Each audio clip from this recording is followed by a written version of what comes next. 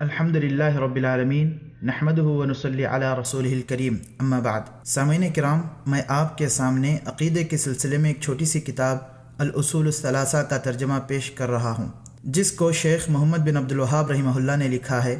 ترجمہ پیش کرنے سے پہلے مؤلف کا تعارف پیش کرنا مناسب سمجھتا ہوں۔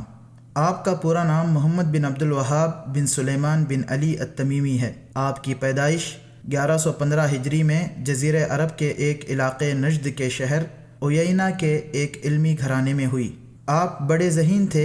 10 سال کی عمر سے پہلے قرآن حفظ کر لیا اور اپنے والد سے فقہ کی تعلیم حاصل کی اور طلب علم کی خاطر مکہ، مدینہ اور بصرہ کا کئی بار سفر کیا۔ ایک طرف جزیرہ عرب کا ماحول شرک و بدعات اور توہمات و خرافات سے بھرا پڑا تھا۔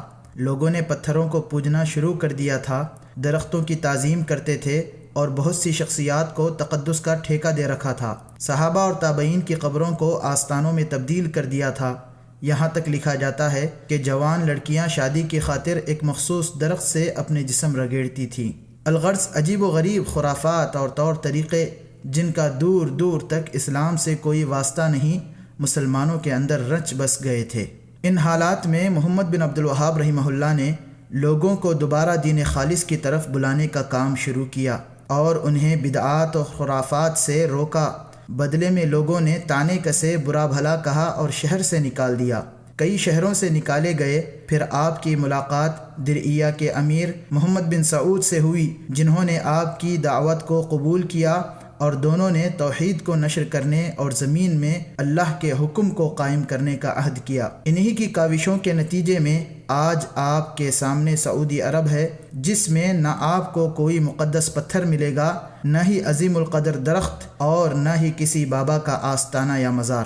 اگر ہے تو صرف خالص توحید ہے، خالص دین ہے، جسے محمد رسول اللہ صلی اللہ علیہ وسلم لے کر آئے تھے۔ سامعین کرام، اس دور میں صرف جزیرہ عرب ہی نہیں بلکہ دنیا کے مختلف علاقوں کے مسلمانوں کا یہی حال تھا، جس کی وجہ سے لوگوں نے شیخ محمد بن عبد الوہاب رحمہ اللہ کو ساری دنیا میں بدنام کیا اور بہت سی تہمتیں لگائیں، جن کا جواب خود شیخ نے اپنی زندگی میں دیا ہے۔ کتاب الرسائل الشخصیہ کے صفحہ نمبر 64 میں شیخ نے لکھا کہ جب یہ چیزیں واضح ہو گئیں تو ان مسائل کے بارے میں بتاتا ہوں جو کہ صاف بہتان ہیں۔ لوگوں کا یہ کہنا کہ میں دیگر مذاہب کی کتابوں کو باطل قرار دیتا ہوں، اور یہ کہنا کہ میں نے کہا کہ لوگ 600 سال سے کسی دین پر نہیں تھے، اور یہ کہنا کہ میں نے اجتہاد کا دعویٰ کیا ہے، اور یہ کہنا کہ میں تقلید سے خارج ہوں، یہ کہنا کہ میں نے کہا علماء کا اختلاف زحمت اور غصے کا باعث ہے، یہ کہنا کہ میں جو صالحین کا وسیلہ اختیار کرتا ہے اس کو کافر قرار دیتا ہوں، ان کا یہ کہنا کہ میں بوسیری کو کافر قرار دیتا ہوں اس کے یا اکرم الخلق کہنے کی وجہ سے، ان کا یہ کہنا کہ میں کہتا ہوں اگر میرا بس چلے تو رسول اللہ کا حجرہ گرا دوں، یہ کہنا کہ میں کہتا ہوں اگر میرے بس میں ہوتا تو کعبے کے پرنالے کو توڑ کر لکڑی کا پرنالہ لگاتا، ان کا یہ کہنا کہ میں نبی کریم صلی اللہ علیہ وسلم کی قبر کی زیارت کو ناپسند کرتا ہوں، یہ کہنا کہ میں والدین یا دوسروں کی قبروں کی زیارت کو ناپسند کرتا ہوں، اور ان کا یہ کہنا کہ میں جو غیر اللہ کی قسم کھاتا ہے اسے کافر قرار دیتا ہوں۔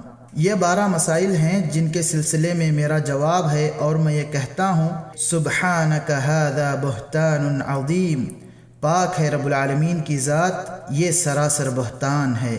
سامعین کرام، ہم اللہ تعالیٰ سے دعا گو ہیں کہ اللہ تعالیٰ شیخ کو اجر عظیم سے نوازے اور نبیوں، صدیقوں اور شہداء میں آپ کا شمار کرے۔ اللہ تعالیٰ نے آپ کی دعوت سے بہت سے لوگوں کو راہ راست پر لگایا اور بہت سے مقامات سے شرک و بدعات کا خاتمہ کیا، اس کا کوئی انکار نہیں کر سکتا سوائے نادان اور ہٹ دھرم کے۔ اور 1206 ہجری میں آپ کی وفات ہوئی۔ شیخ کے اساتذہ میں عبداللہ سالم البصری اور محمد حیات ابراہیم سندھی، جن کا تعلق ہند سے تھا، بڑے مشہور ہیں۔ شیخ نے بہت سی کتابیں لکھیں، جن میں اہم الاصول الثلاثہ، قواعد الاربعہ اور کتاب التوحید ہے۔